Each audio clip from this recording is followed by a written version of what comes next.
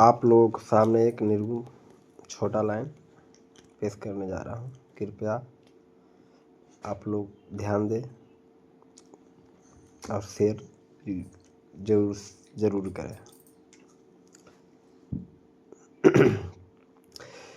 एक दिन नदी के तीरे हर जात रहनी धीरे रे धीरे। एक दिन नदी के तीरे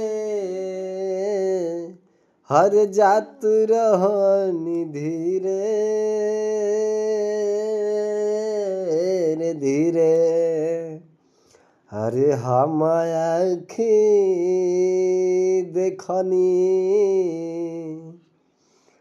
हम आँखी देखनी सुंदर शरीरिया अगिया में जरेला ए राम।